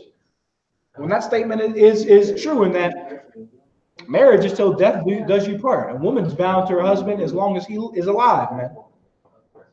And your marriages will be directed aright if it's rooted in the laws, statutes, and commandments. If it's rooted in not eating pork, not eating shrimp, crab, and lobster, and a woman not going out and having sex with another man. You understand? And a man, again, not beating his woman half to death. not smoking weed, getting high. That's how a marriage is going to be established. That's how a friendship is going to be established. You cannot have good friendship. You cannot have a good marriage. You cannot be a good companion. You can't be someone that can be relied upon. You're not good to be around. You're not a good friend if you don't keep the law. You're not a good wife if you don't keep the law. You're not a good husband if you don't keep the law. Your friendship will not be ordered or right. But it will be ordered or right if you keep the law, statutes, and commandments, man. This is healing, man. This is absolutely necessary, needed in the Black, Hispanic, and Native American community. Real friendship. All right? Which is why we say across Canada is so important. Like saying over and over and over again on the streets to keep the law, statutes, and commandments is making your friendship better. It's a solution to your friendship. It's a solution to your problems in your friendship, in your marriage. What we say on the streets every week.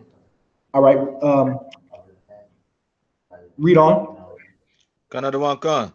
For as he is, so shall his neighbor be also. Meaning if his neighbor's hurt, he's going to feel hurt. If his neighbor's without, he's going to lend to him, not rob him like they do in the Christian church. Not molest his kids like they do in the Christian church and the Muslim mosque and the Catholic church. And he'll look out for him. He'll take care of him. As he is, so shall his neighbor be. Meaning, if his neighbor's hurt, if his neighbor's feeling pain, he'll feel pain, man. He'll feel pain.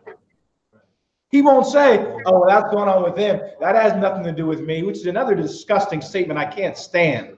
Someone that says, that problem, Black people are killing each other in the ghetto. Well, that has nothing to do with me. It has everything to do with you, dummy. The Holocaust, right? Happened to the so-called Jewish man, right? Jewish people in America who are not in Germany make you learn about the Holocaust every year in Canada. Every spring, you got to read Elie Wiesel, Knight, whatever Jewish book. If you have kids, you're going to see it when they go into high school. You saw it when you were in high school. You had to read, you had to learn about the Holocaust. Who is teaching you about the Holocaust? Holocaust survivors come in, but many of those people, those teachers, they were in the Holocaust. They were in the Holocaust, but they felt it, man. They felt it even though they weren't in it. So as your neighbor is, if he's down, you're wondering, why is he down, man? You're down. When he's up, you're up. You understand? When I eat, you eat. In Canada, when we eat, we all eat. Everybody understands that, man. That teaches itself. As he is, so shall his neighbor be also. What happens to your neighbor matters, man. Your neighbor. Who's your neighbor? Your fellow Israelite. You understand? What's happening in the Black community, whether you're in Canada and it happened in Florida, whether you're in Canada and it's happening back home in Haiti, back home in the West Indian Islands or on the reservation, it matters to you, man.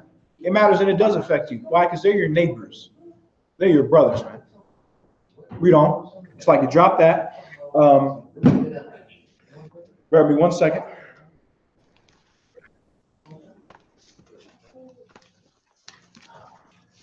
Bear with me 1 second. If you have any questions, type them in. Get me Proverbs 16 and 13. Trooper Adiyar. Proverbs chapter 16, verse 13.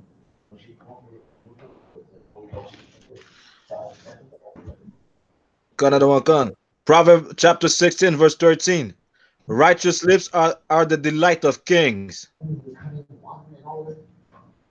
and they love him that speaketh right. Hold on 1 second. Let me get with you real quick. Oh, so I like it. Yeah, Proverbs 6, it didn't sound right. Proverbs 16 and 13, brother. All right. Yes, that's it, sir. Can I read it again? Righteous lips are the delight of kings, and they that love him that speaketh right, and they love him that speaketh right. So like it. Go ahead. Let's like it. Skip down to verse 24. Righteous lips. That's another thing too. Like we were going over. Hold on 1 second, brother, if you could. In Ecclesiasticus, the 6th chapter, we were talking about how there's a friend at the table. Then when you're in affliction, he won't be with you. He'll hide himself from you. Because of envy and strife, they'll speak about you. They'll have ill will towards you. They'll run their damn mouth and gossip, which is a sin according to the Bible. Or righteous lips. Righteous lips are the delight of kings, man. You want to be in the delight of kings, the king of kings? Have righteous lips, man. And it matters to Yahweh Shai how you deal with your friends, your brothers and sisters in the truth, man. Have righteous lips toward them. Don't lie on them. You understand? And you don't want to say things that are out of the spirit. You understand what I'm saying? And brothers, especially for brothers, when you go into have to counsel people, have to check people, you never want to just go off and just curse a brother out, or F you, you F and P. You understand? Brothers can testify to this in Canada. When I call it check brothers, I never said that. You understand? We never said that. Captain Mashak, who's called some of you, he never says that. Just goes off the wall and just curses at you and talks you out of character. You understand? We check you according to what you did wrong. You understand? We do it biblically. That's righteous lips, man. And righteous, it said righteous lips too, Brady. I didn't hear it say nice lips. You understand? Answer. People get mad at you saying, you said something mean to me. You said something mean to me. You called me. You said I don't care that you don't want me. That you said it's wrong to be a slut. If I want to be a slut, I will. That's what a woman said to me yesterday. The woman said that in Portuguese. She said it in Portuguese. I want to be a slut. Leave me alone. and you understand. And that was the end of the conversation. She was hurt by what I said. You understand? The brothers can't be on drugs, and sisters have to stop being sluts in Brazil. You understand? And wherever the blacks, Hispanics, Native Indians are, she couldn't take it. She couldn't take it, brother, and she left. With that statement there, telling her to stop being a slut, those are righteous lips, man. Those are righteous lips. And thank the Most High, you understand, through Commanding General, through the Most High, through Yahweh Shai, on down to Commanding General YAHANNA, on down to you, brothers and sisters, for this word being pushed, for the truth being pushed, man. Because it gives brothers righteousness. It makes brothers upright. Righteous lips, that's a delight of kings, man. Having righteous lips is not always being nice. In fact, most of the time it's not. Because in being nice, you're agreeing with someone. You cannot be nice to a slut. You can't be nice to a drug addict. Because they're trying to kill themselves. They're doing something that's very radical. It's against their very makeup. And so you have to be very radical against them. Against their evil. You be very radical and shake them away. You understand? So, in shaking them, you're having righteous lips, man. That is right. Those are righteous lips. Reproving your brother according to his faults, your sister according to her faults. Those are righteous lips. And it's not always nice lips. Skip down to verse 24. Another one, con. Verse 24. Pleasant words are as an honeycomb. Pleasant words are as a honeycomb. What's a pleasant word? Not necessarily a nice word, but a word that is good to hear. You understand? Read on. Con. Sweet to the soul and health to the bones. All right, pleasant word. You come in from a hard day of slavery or finding a job. You're looking for a slave. Instead of your woman arguing you down to the ground, you ain't this, you ain't that. You didn't bring in any money. I had to pay for everything. What if you came in and she said, what can I make you for dinner? Or better yet, dinner's made. It's your favorite dish. Why don't you put your feet up? Why don't you have this drink? Why don't you relax? Take a seat. Take the weight up, you know what I'm saying? Get off your feet. Is there anything I can do for you? Do you need anything? What if you came in the house, your woman said that, man? Brothers in Canada. Sisters in Canada, what if your husband did likewise? You understand?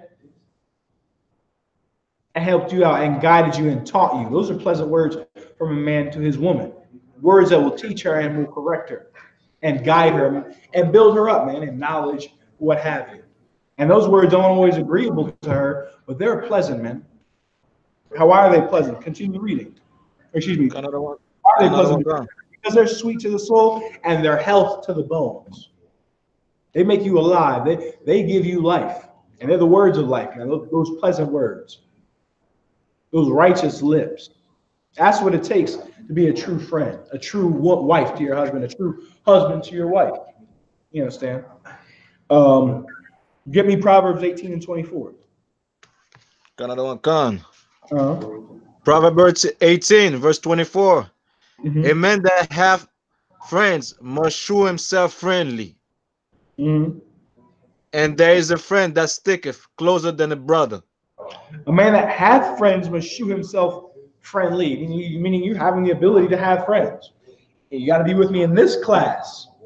Friendliness is the ability to be friendly, the ability to make a friend with someone. The Bible said to have a faithful friend, a friend that sticketh close, you have to keep the laws, statutes, and commandments, man. Like that's the importance of the law. It's literally what establishes your friendliness. I can't be around you if you're getting high. Why? Because you're going to steal everything in my house. I can't be around you, you know, when you're having sex with whores, because you're going to get robbed. You're going to get AIDS and herpes. I can't be around you. You understand? Your whores are going to come around you. You understand? And get you robbed and get you killed, get you stabbed to death, stabbed in all your kidneys. You understand? And shot in the head. That's what they're going to do for you. I can't be around you. You understand? Read the scripture again. Another one, con. A man that hath friends must shew himself friendly. Man that has friends must show himself friendly. In Ecclesiastes, which we just read, the 6th chapter, it said, he that feareth the Lord will find a faithful friend and will direct his friendship aright. He'll lead his friendship in the right path. He'll be friendly, able to make friends. Keeping the law, statutes, and commandments is what makes you able to make a friend. It is friendliness here in this context. You understand? That's right. Read on. And there's a friend that sticketh closer than a brother. There is a friend that sticketh closer than a brother. And we are those friends, man. The Israelite School of Universal Practical Knowledge. We don't leave you in times of distress. We're with you in times of prosperity. You understand? We speak for you, and we are a strong defense. We stick close than a brother. Blood is thicker than water. Your family sticks close to you than water. The ISUPK, the UPK is thicker than blood. The ISUPK, we're thicker than blood. You understand? Our friendship and our bond we make with brothers and sisters in Canada is thicker than blood, man. But another angle on that scripture, the beginning of it, a man that hath friends must shew himself friendly, meaning, okay, friendly in like today's sense. You understand? It is not always using like rough trees. And people like, man, what the F are you doing? Man, what are you doing? Thank ho. You understand? And using the terms and the verbiage we use against each other, which again is so needed in the Black and Hispanic community. Like just on the bottom level, we talk to each other absolutely horribly in the world. Absolutely horribly. You understand? You ain't S. Niggas ain't S. You bum, broke, nothing, no good, nothing. You understand? You a hoe. And gossiping about people in the worst way. We're not friendly to each other, man. We're not friendly. We don't use kind words. You know what some brothers and sisters need in Canada? Kind words, man. Kind words. I know you're poor and downtrodden now, man. There's something there's this book here, man, called the Bible. Everybody has it. The so-called white man in Israel says he claims it. This Bible is for the Blacks, Hispanics, Native American Indians, brother. And in this kingdom, in this book, there's a kingdom given to you, man. Let me show you about it, man. Come on, sit down. Come on, brother, check it out. Come to class. That's friendliness, man. And it's only going to be established in the ISUPK. The ISUPK, we're accused of being the most murderous. You understand? We by looking at us, you would think we beat them half to death. The ISUPK, we are the most friendly, we're the friendliest people on the planet Earth. And even though we look scary, people say we're a gang. People say, you understand, we are we're evil, we're this and we're that. We are the safest people to be around on the planet Earth. The safest. There's no one that's safer to be around than us. You understand? Why? Because we're exuding, we're showing, we're working for the kingdom of heaven. We're working with it with our members, with our hands. What our hands do matters. Everything that we do matters here in the Israelite School of Universal Practical Knowledge, and everything that we do is to build the kingdom with our hands, what we do, what we touch, what we don't touch, what we say and what we don't say. And we're the safest people to be around. We're the friendliest people in the world. Because we tell you to stop being a slut, which leads to AIDS, which leads to being found dead in a dumpster. You stop using drugs, which leads to drug overdose. You stop getting with the so-called white man, which leads to death. Don't smoke Canada's weed, it'll give you cancer. The Lord will strike you with cancer and will put a hole in your stomach bigger than the US-Mexico border. You understand? You're smoking that weed. You're being an alcoholic. That's friendly, man. That's friendly. That's instructing you according to the fear of the Most High. All right? Any brothers and sisters, do you have any questions? Type them in now. We're going to close the class out soon. All right. Trooper Adiyar, go ahead and run me to Proverbs 17 and 17, Baba Kushah. Gonna the one con, sir. Yeah, let's go over there. Go ahead. A friend loveth at all times, and a brother is born for adversity. A brother is born for adversity. There are brothers that you have, they're physical brothers, and they're born for adversity. They're born, your family, and this may be a hard concept for some of you. Your family is a unit that you're supposed to be able to lean towards for strength, for support, when you need help with things. A brother is made for adversity. Read it again. Another one con. A friend loveth at all times. A friend loveth at all times. That's why we kept hitting it in this class. Whether you're poor, whether you're rich, whether you're bagging groceries, whether you're on the top in Canada, you Black, Hispanic, Native American, Indian, you put down weed, you put down pork, you stop having sex with whores, you come into the ISGBK, man, you are a friend, man. You are a friend. You are our companion. You're a person that is working towards the kingdom of heaven just like we are. Working towards rulership on the planet Earth, working towards a society with no murder, working towards a society with no child molestation anywhere, working towards a society with no rape, with no pedophilia, with no drugs. You're working towards that just like us, man. And we'll love at all times. Keep the laws, statutes, and commandments, which is what? Showing brotherhood, keeping the laws, statutes, and commandments by your brother, not sleeping with his woman, not stealing from him, not robbing him, not selling him drugs. You understand? Not pushing him to use drugs. You understand? That is loving at all times. All right? Drop that. Get me, that's another thing a friend will do. All right? Give me Ecclesiastes 7 and 18. Another one con. Ecclesiastes 7 and 18. Go ahead. Ecclesiasticus 7 and 18. Change not the friend for any good by no means. Say it again. Change not a friend for any good by no means. Change not a friend for any good by no means. Don't change. Don't leave us, man. Don't leave us. Why? Because we're your friends. We're here for you, man. We are here for you through in the day of adversity. That's what we're built for. That's what we're built for. We're built for the day when there is no 911 in Canada. There's no 911 in America, and you need brothers to call. You need help. Your rent's due. You can't pay. You need help. That's what we're built for, man. We're not built to hug you and kiss you and show you love in the white man's way, in the Roman way. That other nonsense. We're here to show you love according to the Bible, man. Teach you the laws, statutes, and commandments. Teach you the mysteries, the prophecies in this book, the oracles in this book, and to act around you and deal with you according to how the Most High commanded it. Read it again. Another one, con. Verse 18. Change not a friend for any good by no means. Go ahead. Neither a faithful brother for the gold of offer. Neither a faithful brother for the gold of Ophir. Don't sell this thing, man. Don't sell your friends out for nothing. Judas Iscariot, he sold his friend out, Yahawashi, man. Yahawashi said that to his disciples. He said, "Ye are my friends," man. Judas could have been one of his friends, but Judas sold him out, not even for the gold of Ophir. Judas sold him out for 30 damn shekels, man, for like $3,000. Christ was wanted for $3,000. That's it. It wasn't that big price. Just like any black man wanted in Montreal. in that sense. He was wanted for a small sum of money. And Judas turned him in, man.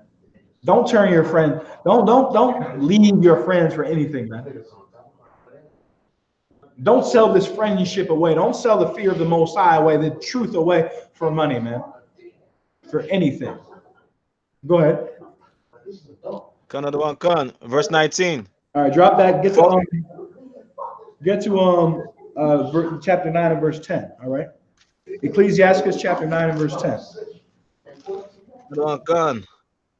Forsake not an old friend, for the new is not comparable to him. A new friend is as new wine. When it is old, thou shalt drink it with pleasure. Right, like old wine. It's been allowed to ferment for a long time. That's the good stuff. You understand? And that's how an old friend is. Brother, you've been with for, you understand, been around for years. You understand? That's an old friend. Old friend's better than a new friend. Why? Because you got to prove him. He's new. That old friend, you've been rolling with him. All right? Another scripture about dealing with friends. All right? Keep reading. Another one, Con. Envy not the glory of a sinner. Oh, so like that was it for 10, sir. Right. Now, take me to Ecclesiastes chapter 19 and verse 13.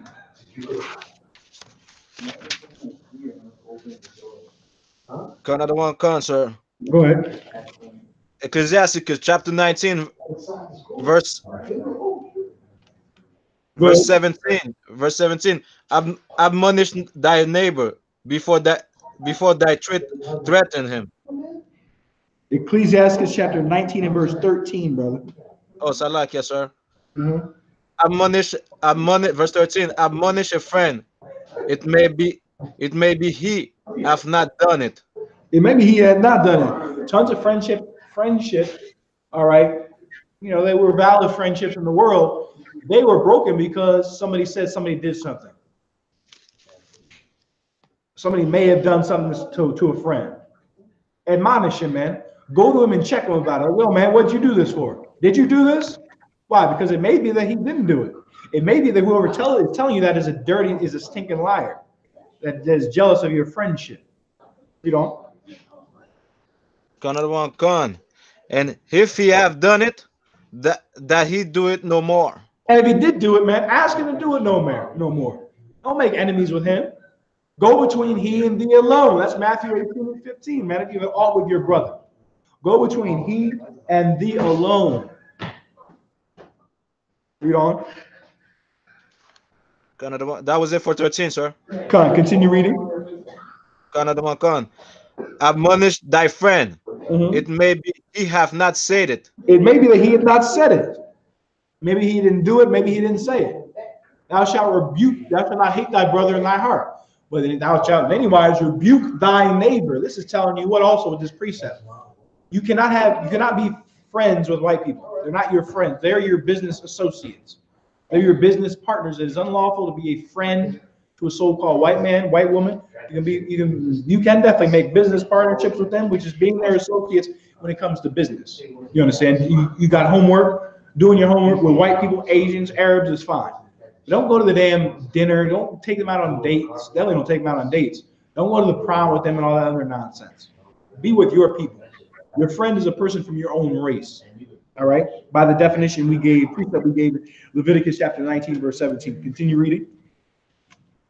Another one, Con. And if he have, that he speak it not again. Go ahead. Verse 15.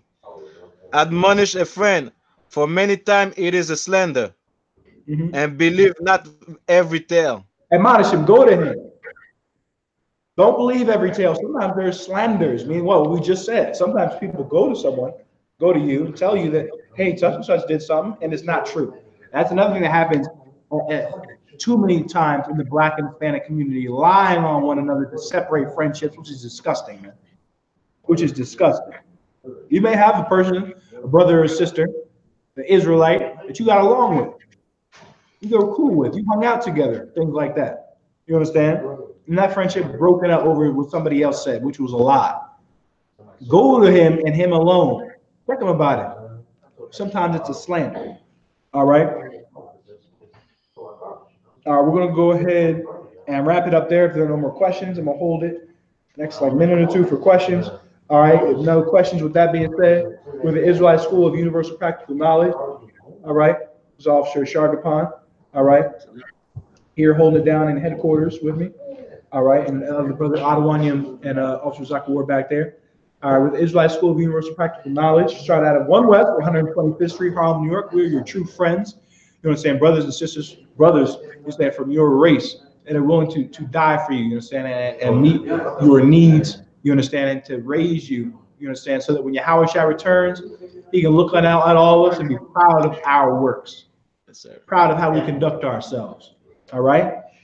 The white man is the devil the Bible speaks of. That's right. The so-called European in Canada is the oppressor. He is your enemy. You're to separate from him. If you're in Canada, you need to get your passport. I don't know quite what's going on in Canada.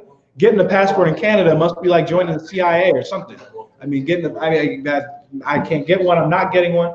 Get your passport in Canada so you can be around us more. All right. Get your passport in Canada. Go ahead and get that done. All right. We have the Passover, April 20th, 2019.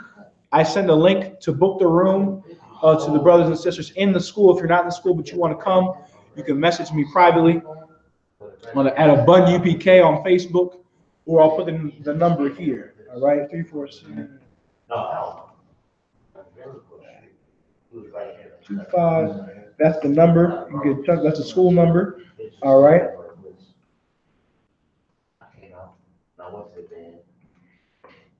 All right, that's the number. Go ahead and ask about the Passover. Passover rooms are getting booked up quickly. Make sure you get one. All right. Any brother and sister comes into the school, their off limits for 6 months. All right. So they got to get their name. They got to do some time in the truth. All right. In that 6-month period, they're not to have any contact with brothers and sisters in the school. They're here to shed themselves of the world. All right. If you'd like to court a sister, is put in a request. You cannot just go and make a conversation with her and go and talk to her. You understand? You have to put in a request. That's right. So through your camp leader, which in Canada, which would be myself, I'm officer of 1000 a bun. All right, call that number. All right, if you would like to court a sister, of course, that is single in the school in Canada. All right, as the school grows. All right. We're looking to get back up to Canada, to Montreal. Next trip is going to be in Montreal. Brothers and sisters, if you missed it, if you missed the first trip in Montreal, you come on and run into us again in the second trip. All right, going to be in Montreal again in mid-March. So make plans for mid-March around the 16th to the 18th. All right, we'll be in Montreal. All right. With that being said, shalom. Shalom.